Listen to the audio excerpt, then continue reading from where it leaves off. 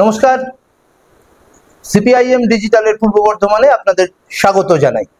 আমাদের সাথে আজকে আলাপচারিতায় রয়েছেন এসএফআই এর সর্বভারতীয় নেত্রী, ছাত্র আন্দোলনের নেত্রী ঐশী ঘোষ। ঐশী, আপনাকে স্বাগত।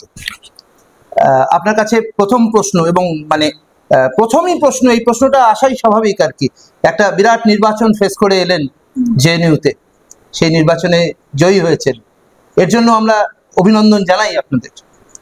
তো এই যে নির্বাচনটা ফেস করলেন ওখানে, এইটা কিরকম অভিজ্ঞতা হলো? এইবার তো একটু অন্যরকম আক্রমণ, অন্যরকম সবকিছু, এবং কোথাও কি এটা মনে হচ্ছে যে ছাত্রছাত্রীরা এই একটা সর্বভারতীয় নির্বাচনের সামনে দাঁড়িয়ে মোদী সরকারের কাছে একটা ম্যান্ডেট পাঠাচ্ছে আপনাদের এই জয়ের মাধ্যমে?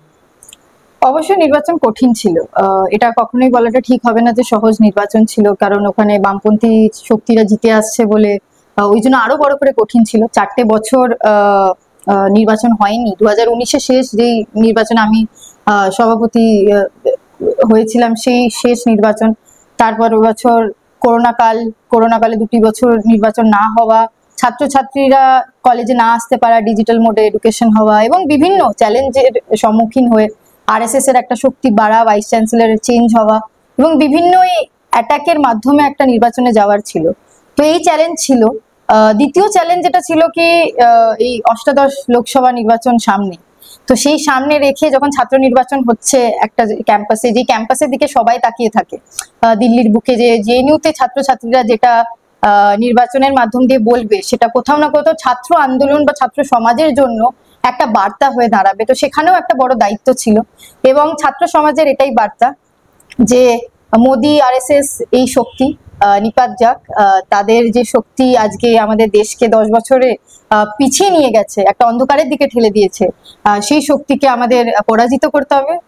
জেএনইউর যে গণতান্ত্রিক একটা পরিবেশ, ছাত্রদের বামপন্থী যে মনোভাবের সে পরিবেশ, তারা এটাই বলতে চায় ছাত্র সমাজদের যে আমাদের একজোট হয়ে লড়তে হবে। লড়াইটা কঠিন অবশ্যই, কিন্তু এই লড়াইটা যে আমরা জিতবো সেটাও নিশ্চিত। জেএনইউ তো সরকারি হিসেবে জেএনইউ তো ধরুন দেশদ্রোহীদের আঁকড়া, এবং সিনেমা হচ্ছে জেএনইউ কে নিয়ে, যদিও সেটা রিলিজ বোধহয় করেনি বা করেছে এখন, হয়তো তার খবর হয়তো খুব বেশি লোক জানে না, কিন্তু হচ্ছে। তো এই যে বিভিন্ন ওয়েতে আক্রমণ, বামপন্থীরা শক্তির নিরিখে সারা দেশে খুব বেশি জায়গায় দাঁড়িয়ে নেই, প্রান্তিকই বলা যায়। তা সত্ত্বেও সমস্ত দক্ষিণপন্থী শক্তি একজোট হয়ে বামপন্থীদের আক্রমণ করছে, বিভিন্নভাবে আক্রমণ করছে, বিভিন্ন মাধ্যমে আক্রমণ করছে। কেন? আইডিওলজিক্যালি যদি আমরা বলতে যাই, এই সমাজের মধ্যে বা দেশের মধ্যে আমরা দুটো আইডিওলজিকে দেখতে পাই। একটা দক্ষিণপন্থী যে আইডিওলজির বিরুদ্ধে আমরা লড়াই করছি, এবং দক্ষিণপন্থীরা যেভাবে দেখে বামপন্থী আইডিওলজিকে, এবং এই দুটো আইডিওলজি ছাড়া তো আর সমাজের মধ্যে কোনো আইডিওলজিক্যাল এরকম কন্টেস্টেশন নেই। এবং এই বাকি যেটা বলবে সেটা আলাদা ব্যাপার। রাজনৈতিক দল হতে পারে, বিভিন্ন রাজনৈতিক দল হতে পারে, বাট আমি বিচারধারার কথা দিক দিয়ে আইডিওলজিক্যালি বলি, দুটো আইডিওলজি। এবং যেখানে দক্ষিণপন্থীর উত্থান, তারা সব থেকে প্রথম যদি কোনো আইডিওলজিকে অ্যাটাক করার চেষ্টা করবে বা আইডিওলজিকে শেষ করার চেষ্টা করবে, সেটা সবসময় বামপন্থা হবে।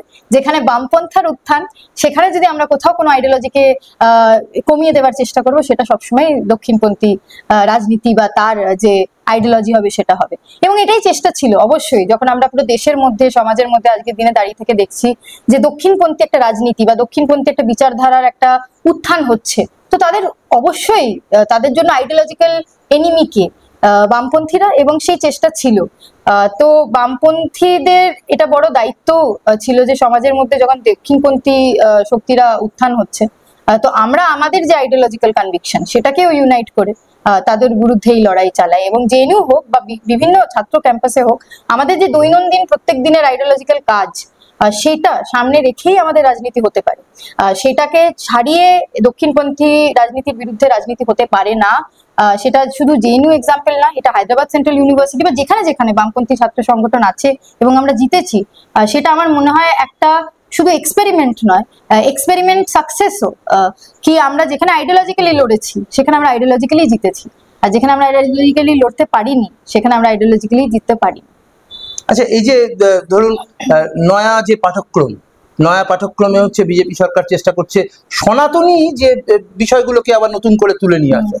তো এইটার তো আপনারা বিরোধিতা করছেন, তো আপনারা কি বামপন্থী বলেই বিরোধিতা করছেন নাকি এর বিরোধিতা করার কিছু অন্যান্য যৌক্তিক কারণ রয়েছে? শুধু বামপন্থী বলে নয়, মানে আমরা যখন মানে আমি নিজে ছাত্র আন্দোলনের মধ্যে আছি, আমি নিজে একজন স্টুডেন্ট, আমি পিএইচডি করছি আমার মানে জেএনইউ থেকে বা যে ইউনিভার্সিটি থেকে আমরা পড়াশোনা করছি, আমরা একটা সায়েন্টিফিক এডুকেশনের মাধ্যম দিয়ে আমরা পড়াশোনা শিখে এসেছি এবং এটা ছোটবেলা থেকে দেখেছি যে স্কুল এডুকেশন বলি, যখন হায়ার এডুকেশনে ছিলাম, যে শিক্ষা ব্যবস্থায় আমাদেরকে কখনো জাত ধর্ম এই নিয়ে একটা মনোভাব তৈরি করানো হয়নি।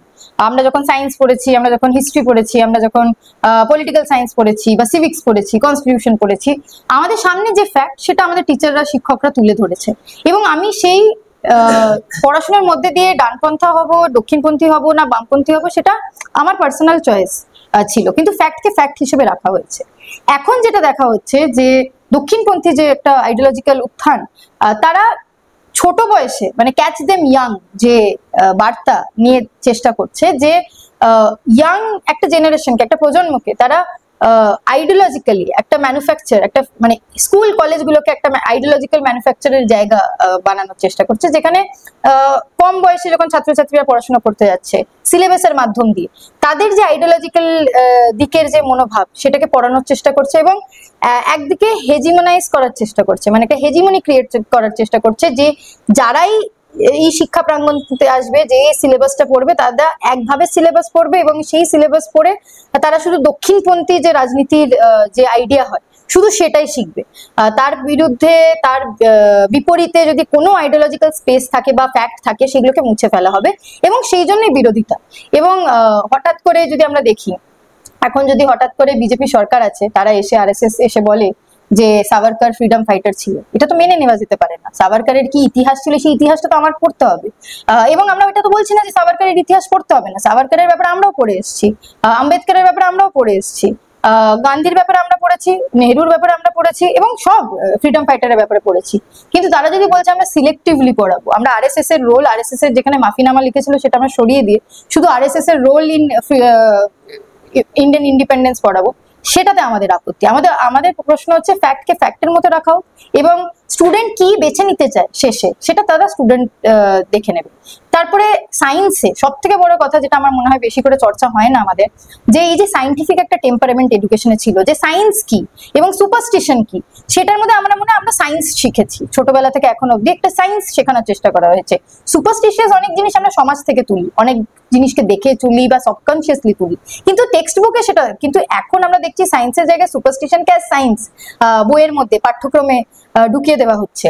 সেটা ভীষণ কনসার্নিং, কারণ একটা পুরো প্রজন্মকে আমরা শেখাবো যে science is not what is reality, superstition is, then that's a problem. ডারউইনের থিওরিকে সরিয়ে দেওয়া ইজ লাইক টেলিং কি আপনি মানে ইভলিউশন কখনো হয়নি, এবং এইরকম যখন সায়েন্টিফিক তথ্যকে সরিয়ে দেওয়া হচ্ছে আমাদের বই থেকে, এটা আমাদের জন্য কনসার্নিং। এবার এটা শুধু বামপন্থী বিচারধারার মানুষ বলেই আমরা এটার বিরোধিতা করছি না, আমরা মনে করি আমরা যারা ছাত্রছাত্রীরা, আমরা যে প্রজন্মতে বড় হয়েছি, আমরা সায়েন্সের মতো করে শিখেছি এবং আরো ভালো করে শেখা উচিত। সেটা না যখন ক্যারি ফরওয়ার্ড হচ্ছে না আগের প্রজন্মতে, তো আমাদের জন্য এটা কনসার্ন অ্যাজ স্টুডেন্ট কমিউনিটি। রামলালার কপালে যে তিলক আঁকা, সূর্য তিলক, সেটা নাকি একটা মানে ঐশ্বরিক বিষয়, তার পিছনে ঈশ্বর কোনো অবদান নেই এবং বিজ্ঞানেরও কোনো অবদান নেই, মানে এটা সরকারের বক্তব্য আর কি। আচ্ছা, ধরুন এই আপনাদের তো দীর্ঘদিনের দাবি যে সকলের জন্য শিক্ষা এবং শিক্ষান্তে কাজ, এই যে কাজের প্রশ্নে কেন্দ্র এবং রাজ্য সরকার, এই দুই সরকারের ভূমিকাকে আপনি কিভাবে দেখবেন? মানে 10 বছর ধরে কেন্দ্রে বিজেপি সরকার আছে এবং আমরা যদি দেখি 2014-তে যখন বিজেপি সরকার কেন্দ্রতে আসে, এই কথাগুলো বলেই আসে যে দুর্নীতি মুক্ত দেশ হবে, ভারতের মধ্যে যে করাপশন প্রচন্ড চলছিল এবং কারাপশনের ডিবেটটা আমার মনে হয় খুবই রেলিভেন্ট ছিল 2012-তে, যদি আমরা 12-র পর থেকে 13, 14-তে সেটা নিয়ে বিজেপি কেন্দ্রতে আসে এবং ওই সময় কারাপশনে এটাও বলা হচ্ছিল যে পরিবারবাদের যে কথাটা, যে মানুষ তারাই পলিটিক্সে যাচ্ছে, একটা ফ্যামিলির লোকজন একটা ফ্যামিলির অকুপেশন ক্যারি করছেন, এভরিথিং এন্ড অল।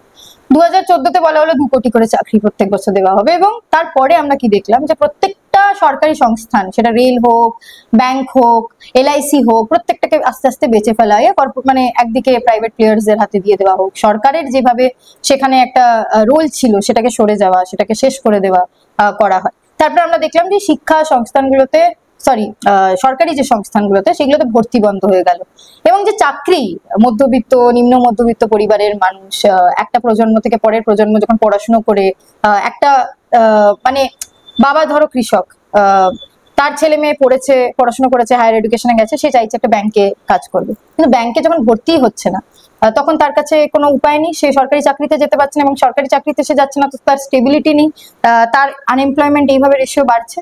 দ্বিতীয় দিকে দেখলাম যে এইদিকে তৃণমূলের সরকার 2011-র পর থেকে তারা বললো যে তারা ডেভেলপমেন্ট আনবে, এবং মানুষ ভোট দিল এটা ভেবে যে হ্যাঁ সত্যি ডেভেলপমেন্ট চাই, চেঞ্জ চাই, এবং মানুষ যখন চেঞ্জ ভেবে ভোট দিল, ডেভেলপমেন্ট দেখে ভোট দিল, যে এসএসসি টেট প্রত্যেক বছর নিয়োগ হতো, সেই নিয়োগ আস্তে আস্তে আস্তে আস্তে বন্ধ হয়ে গেল, এবং এত বছর ধরে আমরা দেখতে পাচ্ছি যে নিয়োগ হচ্ছে না। আমরা এত বছর ধরে দেখতে পাচ্ছি যারা পরীক্ষার্থী মেধার তালিকায় তারা আছে, এবং তার ভিত্তিতে তাদের চাকরি পাওয়ার কথা, নির্বিশেষে তারা কোন ধর্ম জাতি, তারা কোন আইডিওলজি আমার জন্য ম্যাটার করে না, তারা ইয়াং জেনারেশন, তারা চাকরি চায়। রাজ্যের মধ্যে দুর্নীতি তো স্পষ্ট এখন মানুষের কাছে। আমরা প্রথমে বলছিলাম বামপন্থীরা বারবার যে নিয়োগ দুর্নীতি হচ্ছে, পরীক্ষার্থীরা বারবার রাস্তায় নামছিল এটা বলার জন্য যে দুর্নীতি হচ্ছে, কিন্তু এখন মানুষের কাছে স্পষ্ট, যেভাবে কোর্ট বলেছে বা ইডি বলছে, বিভিন্ন ভাবে দেখা গেছে, এবং যে মন্ত্রীরা তাদের ফ্ল্যাটে যেভাবে কোটি কোটি টাকা পাওয়া গেছে, এই সবগুলো থেকে দেখা গেছে যে নিয়োগ দুর্নীতি কি একটা বড় করাপশন লেভেলে চলছে পশ্চিমবঙ্গের মাটিতে। এবার প্রশ্নটা হচ্ছে যে তৃণমূল বলেছিল যে মানুষের জন্য কাজ, মানুষের কাজের অধিকারের জন্য লড়াই করবে, লড়াই করে মানুষের কাজের অধিকার দেবে, সেই দিকে আমরা দেখতে পাচ্ছি সেই তৃণমূল সরকার আজকের দিনে কোটি কোটি টাকার নিয়োগ দুর্নীতিতে ডুবে আছে। এবং আরেকদিকে আমরা দেখতে পাচ্ছি যে বিজেপি বিভিন্ন রাজ্যতে মুখ্যমন্ত্রীদেরকে ইডি সিবিআই দিয়ে ধাওয়া করে তাদেরকে জেলে পুরছে বিভিন্ন ফেক চার্জেসের মধ্যে। সেখানে দেখা যাচ্ছে বিজেপি তৃণমূল এদের যে এখানে মুখ, তাদের ব্যাপারে একটা মুখও তারা খুলছে না, কোনো প্রশ্ন হচ্ছে না, তাদের নিয়ে কোনো প্রশ্ন করার চেষ্টাও তারা করছে না যে এইসব দুর্নীতি চলছে কি করে। এবং এই দুর্নীতির বিরুদ্ধে লড়াই যদি স্পষ্টভাবে কেউ করছে সেটা হচ্ছে বামপন্থীরা। আমাদের প্রশ্ন একটাই, যে মানুষের মেধা হিসেবে এখানে পরীক্ষার্থী যারা ছিল, যারা এলিজিবল, তাদের চাকরি পাওয়ার কথা ছিল এবং আপনারা চাকরি দেননি। আপনারা ভুয়ো তালিকা বানিয়ে মানুষদেরকে চাকরি দিয়েছেন, তার জন্য আপনারা কোটি কোটি টাকা কামিয়েছেন এবং সেই টাকা কামিয়ে নিজেদের প্রচারে ব্যবহার করেছেন এবং বিভিন্নভাবে ব্যবহার করেছেন। এই রাজনীতি পশ্চিমবঙ্গের মাটিতে বন্ধ হতে হবে। মানুষকে এই যে ঠকানোর যে রাজনীতি, সেইটা বন্ধ হতে হবে। আচ্ছা, অনেকেই তো অভিযোগ করেন যে পরিস্থিতি অনুকূলে আসা সত্ত্বেও বামপন্থীরা সরকারে অন্তর্ভুক্ত হবে না, তাহলে কেন পশ্চিমবঙ্গের মানুষ বামপন্থীদের ভোট দেবে? এটা একটা বাইনারি ক্রিয়েট করার চেষ্টা হচ্ছে, একটা পারসেপশন বিল্ডিং, যেটাকে আমরা বলবো যে প্রতিদিন যদি আমরা দেখি এই দেশের মধ্যে বা সমাজের মধ্যে মেহনতি মানুষের লড়াই কে করছে, আমরা তৃণমূলকে দেখি না, আমরা বিজেপিকে দেখি না যে তারা রাস্তায় নেমে বলছে না না কৃষি কানুন ভুল, বা কৃষকরা ন্যায্য দাম আজকে ফসলের পাচ্ছে না, তাই জন্য আমাদেরকে লড়াই করতে হবে। আমরা তো শুনি না, আমার তো দেখা নেই বা আমরা কখনোই দেখতে পাই না যে বিজেপির কোনো দল, কৃষক তাদের কোনো দল বা কোনো দলের সাথে তারা কৃষকদের সাথে আন্দোলন করছে। এবং যদি কৃষকরা ন্যায্য দাম পাচ্ছে না, তাহলে বিজেপি মুখ খুলছে না কেন? তারা এমএসপি নিয়ে কিছু করেনি কেন? আমরা তৃণমূলকেও দেখতে পাচ্ছি না যে তারা তৃণমূল বা বিশাল অতি দরদি হয়ে কৃষকদের জন্য লড়াইয়ে নামছে। আমরা যদি শ্রমজীবী মানুষের কথা দেখি, শ্রম কোড যেভাবে লাগু করার চেষ্টা করছে, সেটাতেও দেখছি না। ঠিক আছে, বিজেপি সরকার আছে, তারা জনবিরোধী নীতি আনছে, কিন্তু তৃণমূলকে আমরা দেখছি না যে তারা অল্টারনেটিভের জন্য কিছু ডিমান্ড করছে। আমরা শিক্ষা ব্যবস্থায় দেখছি যে শিক্ষা ব্যবস্থাকে বিজেপি সরকার গুড়িয়ে ফেলার চেষ্টা করছে। এবং এই শিক্ষা প্রাঙ্গণেও আমরা দেখছি বামপন্থী ছাত্র সংগঠন, ভারতের ছাত্র ফেডারেশন, যেখানে যেখানে এই ইউনিয়নে আমরা আছি, সেখানে আমরা একভাবে লড়াই করে যাচ্ছি, লড়াই চেষ্টা করছি না, লড়াই জিতছিও। আমরা মনে আছে আমার 2019-এ যখন আমরা ভারতের ছাত্র ফেডারেশন শুধু জেএনইউতে নয়, আমরা পন্ডিচেরি ইউনিভার্সিটিতে জিতেছি, এইচসিইউতে জিতেছি, জেএনইউতে জিতেছি সেইবার, এবং আমাদের প্রত্যেকটা ইউনিভার্সিটির একটা ফি হাইক হয়, ফিস বৃদ্ধি হয়, এবং যেখানে যেখানে এসএফআই এর ইউনিয়ন, সেখানে আমরা ইউনিয়ন থেকে ওই লড়াইটা লড়ে জিতেছি। এবং আদালত, দিল্লির হাইকোর্ট এটা বলতে বাধ্য হয়েছে যে শিক্ষাতে যে স্পেন্ডিং সেটা সরকারকে দিতে হবে, এটা সরকারের দায়িত্ব। এবার আমরা প্রশ্ন করতে চাই যে সারা বছর লড়াই আমরা করব, সারা বছর লড়াই আমরা করছি, প্রত্যেকটা দিন মানুষের যে জনবিরোধী নীতি সরকারগুলো আনার চেষ্টা করছে, কর্পোরেটদের সুবিধা করে দিচ্ছে, তাদের বিরুদ্ধে বলা এবং মানুষের পক্ষ নেবার রাজনীতি করছি আমরা। তাই জন্য মিডিয়াকে কিনে যে এই বাইনারি বানানোর চেষ্টা করা হচ্ছে মিডিয়ার থ্রু দিয়ে, যে আপনাকে বেছে নিতে হবে দুটো শক্তি, আইদার আপনি বিজেপি করুন না হলে টিএমসি।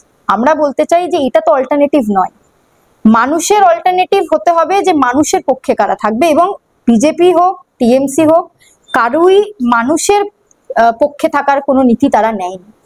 তাই জন্য আমাদের কথা যে আমরা গ্রাউন্ডে মানুষের কাছে পৌঁছে যাচ্ছি, সেটাই আমাদের আসল শক্তি, এবং আগামী দিনে 1-to-1 যে কানেকশন, আমাদের ইন্টারাকশন, সেটাই আমাদের জন্য একটা বড় সাংগঠনিকভাবে সাপোর্ট তৈরি হবে, এবং মানুষই বেছে নেবে যে অ্যাকচুয়ালি সারা বছর বা সমাজের মধ্যে প্রত্যেক দিনের আন্দোলন কারা তৈরি করছে এবং কারা করছে। আচ্ছা, নির্বাচন তো শুরু হয়ে গেছে, আপনার কাছে শেষ প্রশ্ন আমার, যে এই নির্বাচনের মুখে দাঁড়িয়ে বা নির্বাচন চলছে, একটা ফেজ নির্বাচন হয়েও গেছে, তো আমাদের রাজ্যের ছাত্রছাত্রীদের কাছে, সাধারণ ছাত্রছাত্রীদের কাছে আপনাদের বার্তা কি? আমাদের বার্তা খুব স্পষ্ট, যে আমরা ছাত্রছাত্রীরা গোটা 10টা বছর দেখেছি কেন্দ্রের বিজেপি সরকার আছে, এবং 2014-তে বিজেপি যখন এসেছিল তখন বলেছিল যে তারা জিডিপিতে যে 6% বাজেট এডুকেশনের জন্য অ্যালোকেট করবে। আমরা দেখেছি 10টা বছর গড়িয়ে গেছে, এবং প্রত্যেকটা বছরে তো একটা করে বাজেট আসে, এবং বাজেটে আমরা দেখেছি 6%ও অনেক দূরের কথা, 2-3%-এর মধ্যেও দিতে বিজেপি অ্যালোকেট করতে পারেনি।